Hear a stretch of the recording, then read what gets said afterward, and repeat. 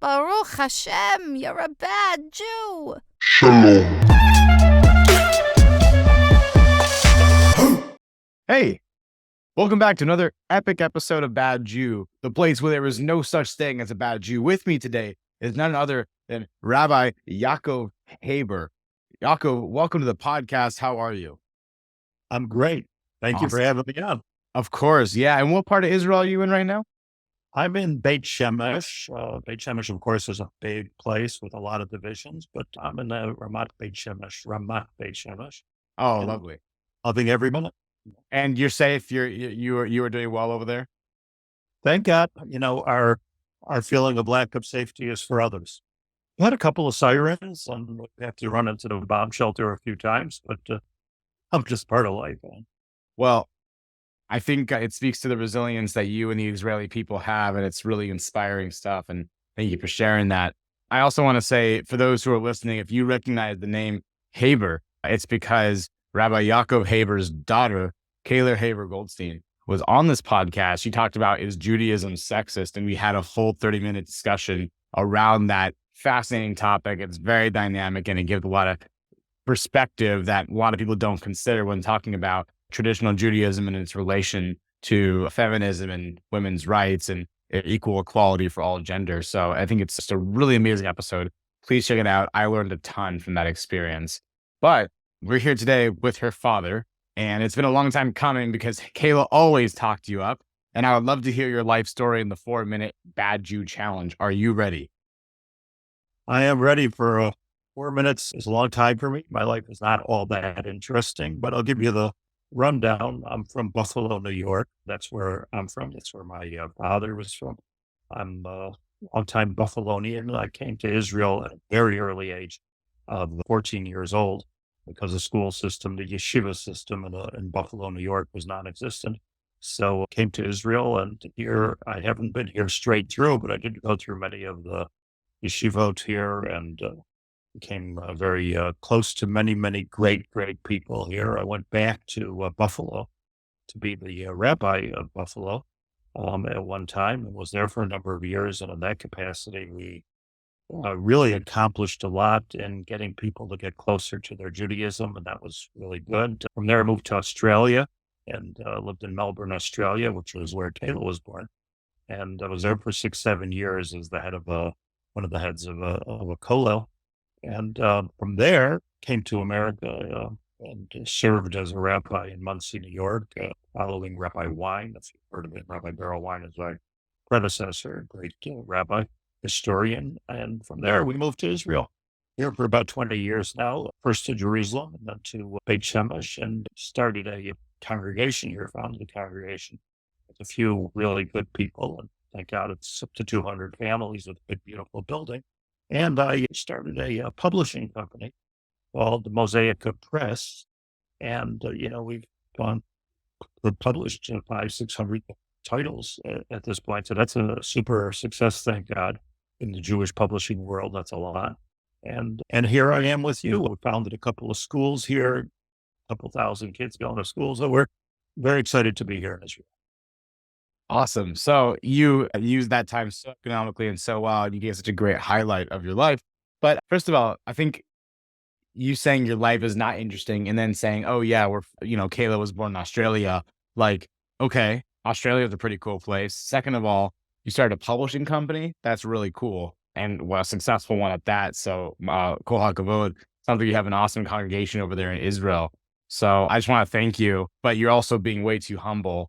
And you are cool. You have a really epic life, and it's awesome. So, Kol HaKavod to you. Thank you very much. So, Rabbi Haber, the topic of this episode is the unity of the Jewish people. The reason why it's up for question right now, I think it actually really ties into the name of the podcast itself, Bad Jew, and why I created it.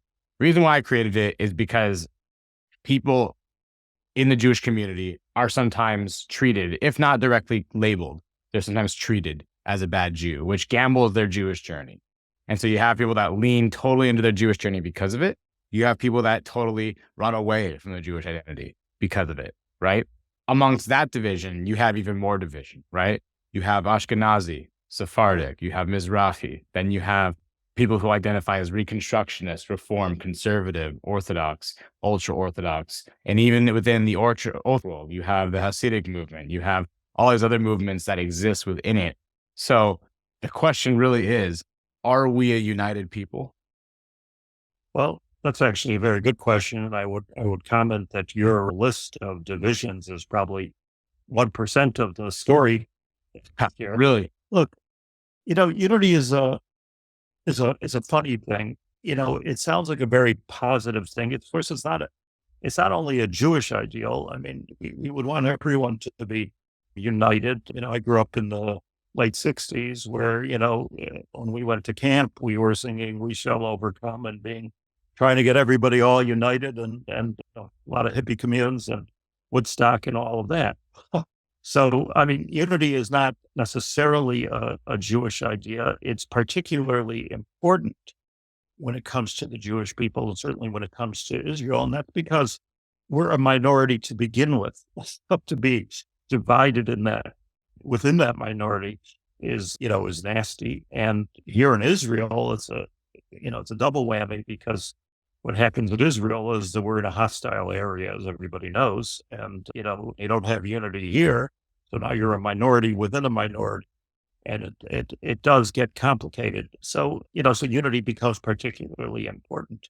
However, before I talk a little bit about whether we are united or are not united, I think what's important to understand is that united is not always good. And what I mean to say by that is that, let's say the United States of America would be a one-party nation, and everybody would agree that so-and-so should be the president, and there would be no debate, and there would be no division, or I would even go so far as to say there would be no protests and riots in the street. I don't think you'd want to live there, neither would I.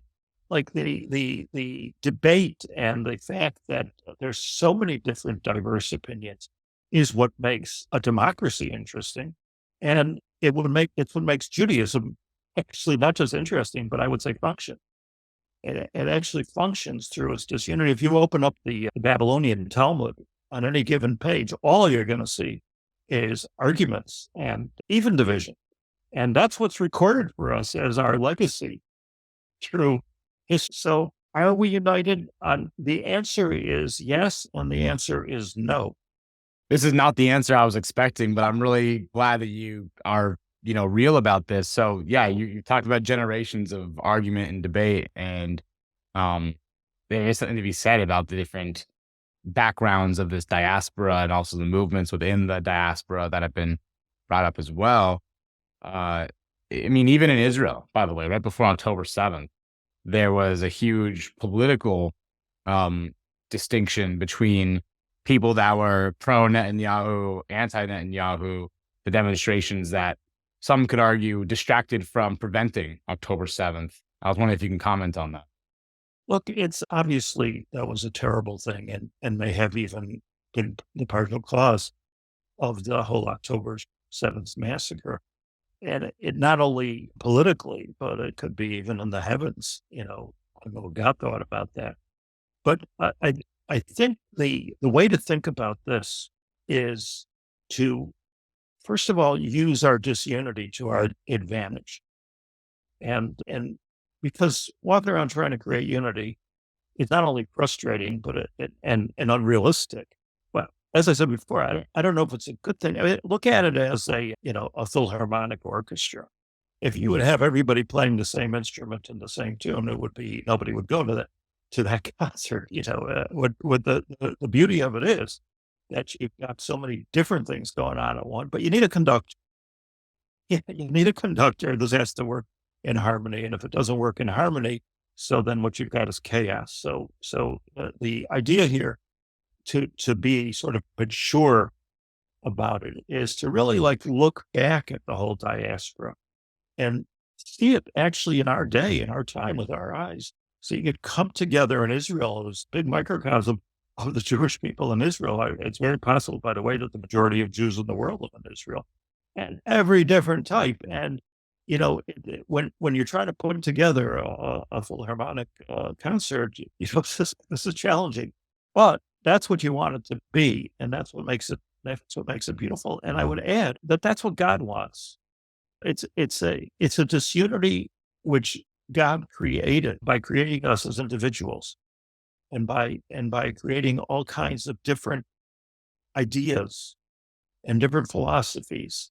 And I include everybody in that because if you look, and I'm a bit of a history buff in Jewish history, with a couple books on it, but if you look at that whole panorama of take 2,000 years, you'll see that there's almost not one diverse opinion that hasn't contributed to the whole, which is really good. So it's difficult to be in a stage of disunity. I've had situations, believe it or not, where I've come out of my own synagogue in my own neighborhood, and there was a protest organized against me outside. I thought it's not fun. Well, I wouldn't say that it is fun. It's not. It's not something that one looks for in life is to be protested again. But and I'm not. I'm not like such a liberal where I can honestly say, well, I appreciate your right to protest. And if I look at it carefully, it's really a wonderful thing, and that's what keeps us going. If you'll give me the moment, I'd like to even explain it theologically or even kabbalistically. Is your listenership ready for a little?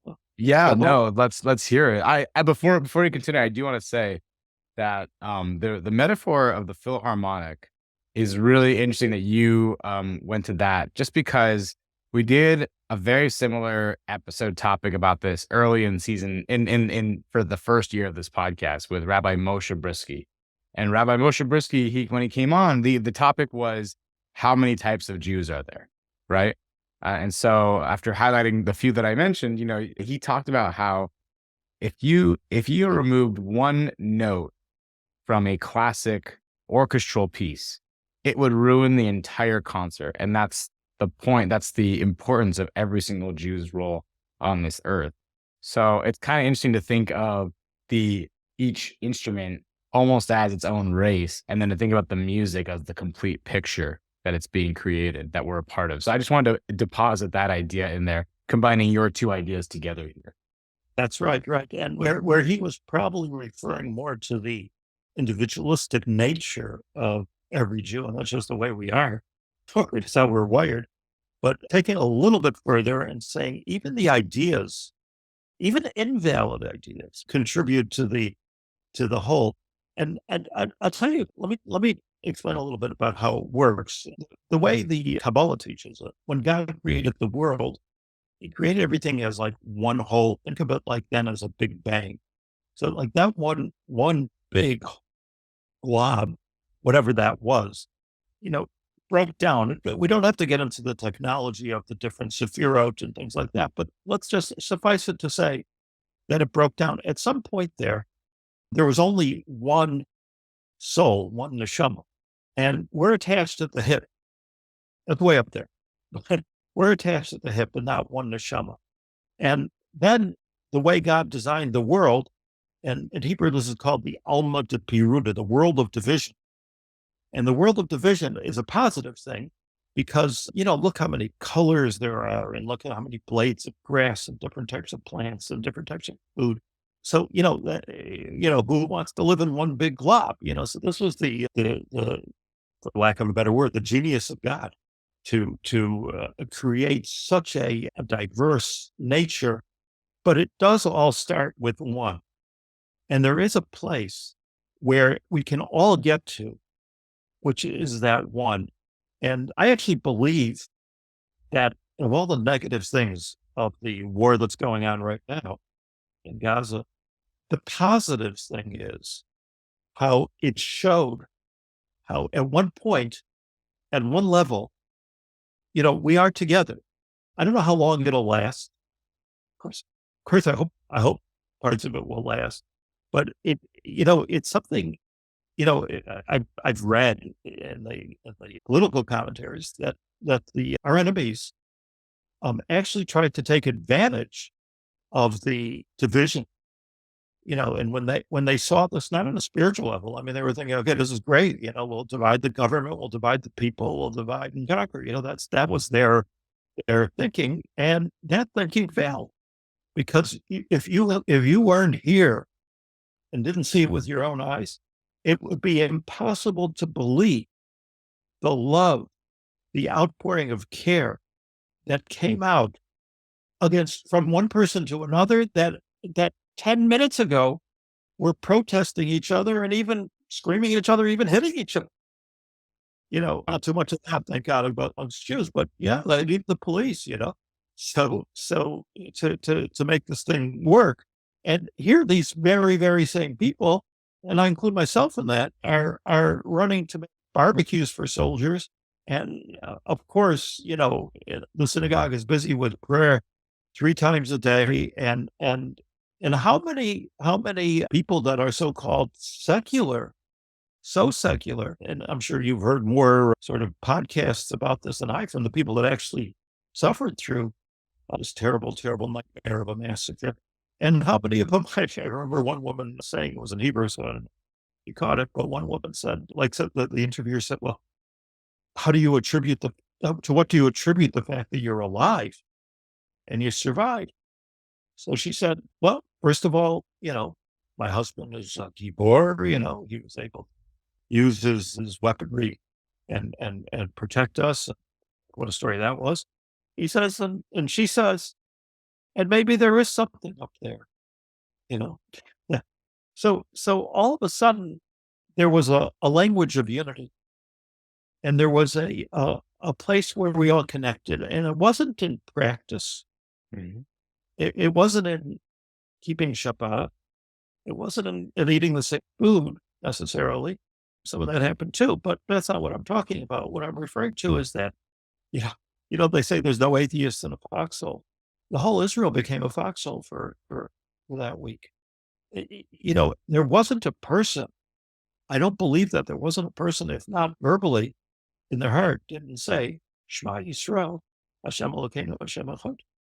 And, you probably watched the trial, the criminal trial against Israel in The Hague the other day. It was right before Shabbos came in over here.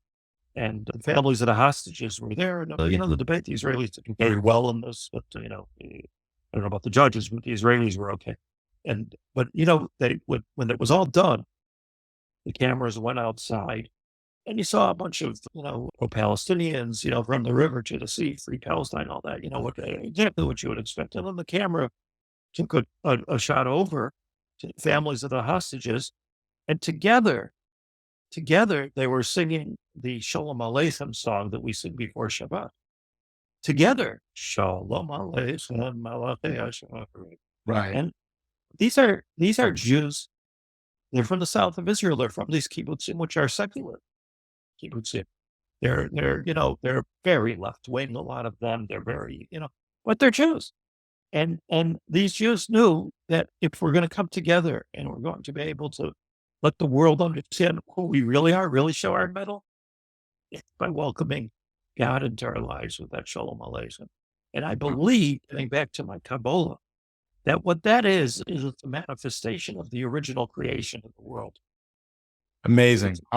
Thank you for that. Thank you for that deep, comprehensive look, both at Talmud and the reality of the current state of the people, including the hostages and the hostages' family.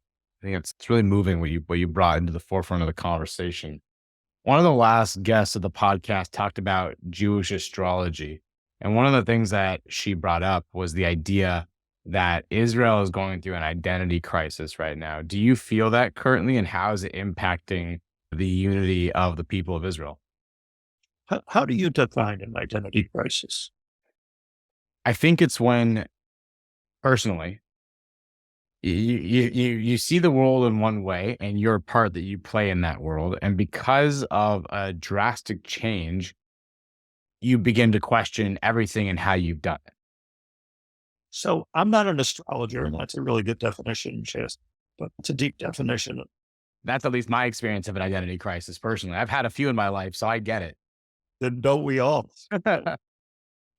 Something I'd like to share that I think the exact opposite is true.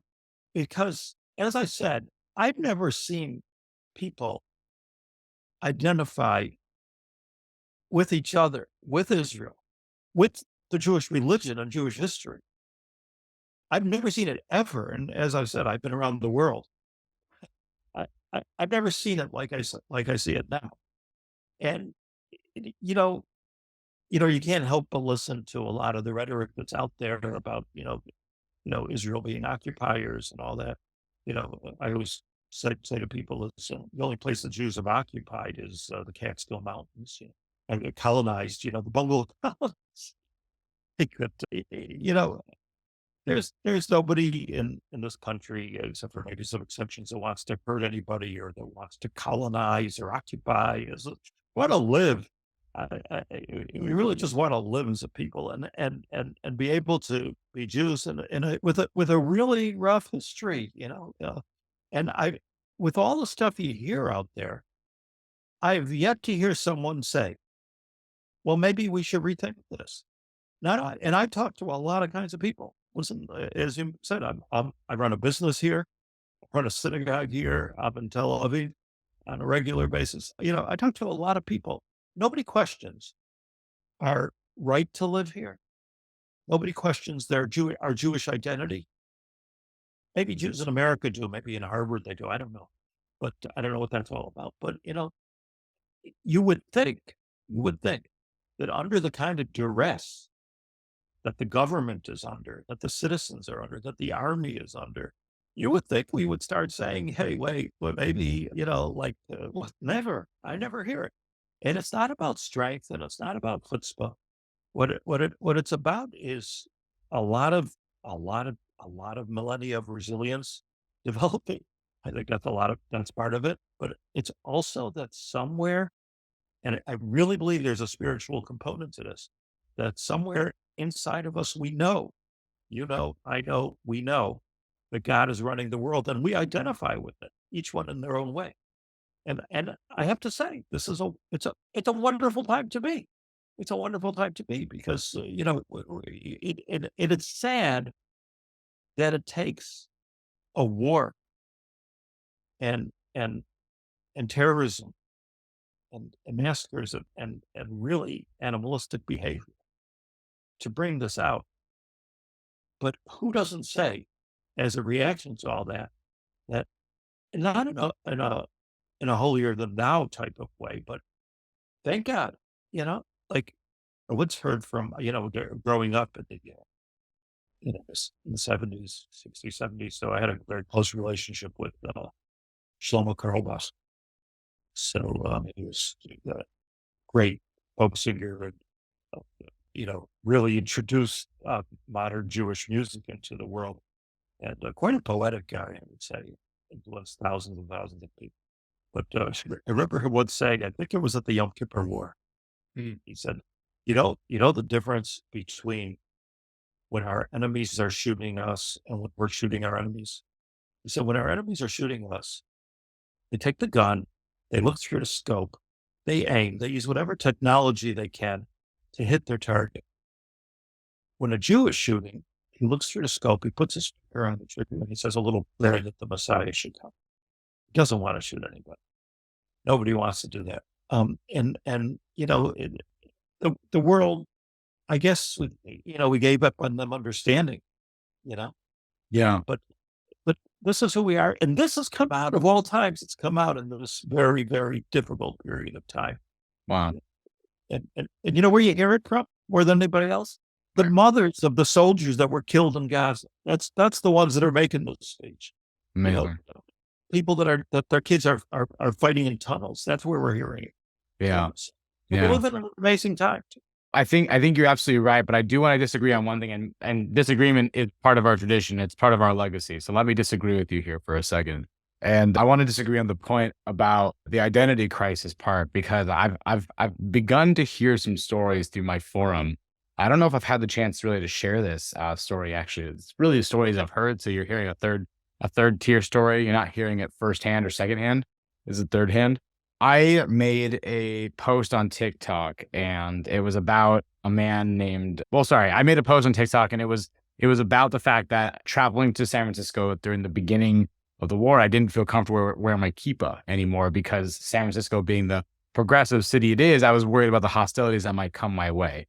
And a lot of people at the very beginning of this war, the buzz around the Israel-Hamas war was way higher. It was a much trendier topic to argue and debate about. And the trolls on the internet were very vicious and very there. Like there was absolutely no doubt that that's where the internet had its eyes on during that time, the very beginning of the war. So you see all these trolls coming in, you're receiving all this toxicity, and you're being showered left and right with all this hate. But in between those spiteful comments were comments from people that really gave me chills to my core. And this was beautiful because when the war started on an international basis, I think Jews who were not living inside Israel felt a connection. And there was one woman who commented and said, "I'm not Jewish, but I married a Jewish man. And that man now, ever since October 7th, has been studying Torah every day."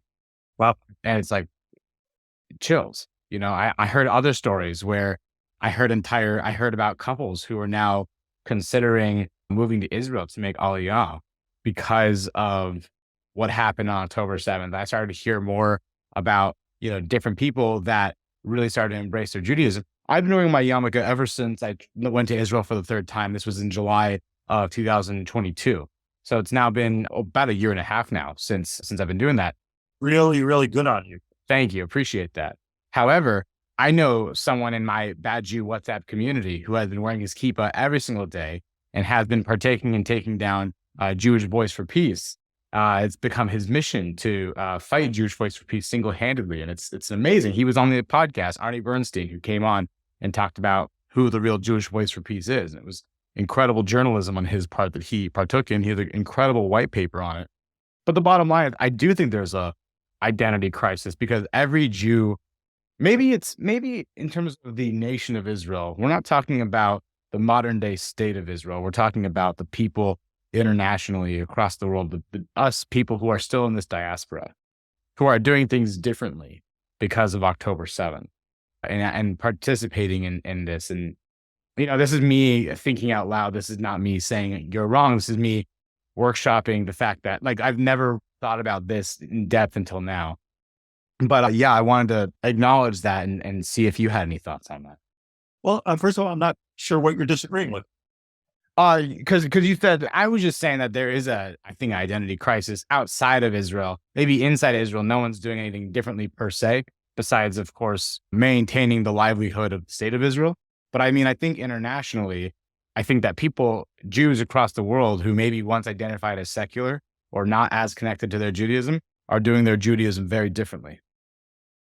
Yeah. I mean, that's a good identity crisis. That's an identity crisis, which is true, meaning maybe the way I have identified right till now is incorrect.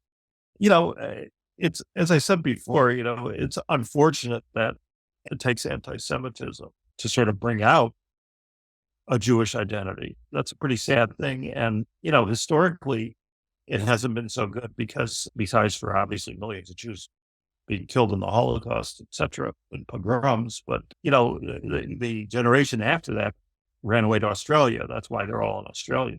They were, but, there comes a point in history, and I think we're at that point where there's no running away. And it's not about hiding, but rather, and I think the internet has enabled this. Rather, it's about showing our light as individuals and as a nation, and teaching the world a little bit we know about morality, and about Torah, and about resilience, and about standing up for something that you believe in, and condemning people that are killers because, pulling in the name of religion yet. These things are, I think everybody's on this page. Listen, there's probably a few percent of the Jewish people that would disagree with me, but whenever that whole list of groups that you spoke about at the beginning, the Hasidim and the non-Hasidim and the Ashkenazim and the Sephardim, everybody agrees that we're Jewish and we need to act like Jews one way or another. And we need to have this country. And, if you allow me for a minute, I just had a conversation with Professor Alban. Who he is. He was a Nobel Prize winner. He was in Israel. the Jew. He's 94 years old. 94. And I don't know if he's sharper than you, but he's a lot sharper than me. 94 years old. He's a scientist, and he won a Nobel Prize in game theory. And he's the man who knows how to figure out like how this whole thing is going to turn out. Yeah, that's what game theory is. And like a lot of what he said was very pessimistic in terms of the state of Israel and the sort of insatiable need for politics and knocking each other. And it was actually pretty distressing to listen to him. This was me interviewing him for a new magazine that we're coming out with, a new quarterly magazine, which will be very, very thoughtful, and interviewing him. And I didn't want to bother him to write the articles, so we interviewed him and we wrote the article. And sure enough, we sent it to him, and he said, "Wow, you did such a good idea. It's such a good idea, your magazine, and the interview was so perfect, and you really accurately wrote down what I said, but don't publish it. It's way too negative." He said, and I had to look at myself. The professor told me I had to look at myself in the mirror when I was reading this and say, "Oh my gosh, like that's negative." No, don't publish it. So, but I said to him, like, "Professor, so what's the positive thing?" He said that, I don't know what's going to be the government and the state of Israel and all of the stuff that we're seeing now. Who knows how long it will even last? He says, but one thing I know, the Jewish people will last. It'll go on and on and on because we're here in the world. There's no world without it. We're here in the world for a purpose. As individuals, as communities, as a country. We're here in the world for a purpose. And whatever you call that can change every 75 years. But what it is Judaism. And that's what he said. Now here's the professor who knows the game. He's the guy. Hard for me to accept his pessimism. And of course we all hope that this is not really a problem. And maybe I shouldn't even be saying this because he told me not to publish it. But I think he wouldn't mind. But the positive note is so much more important than the negative one. We're here and we know it, and we never felt it as much. Amen. I couldn't agree more.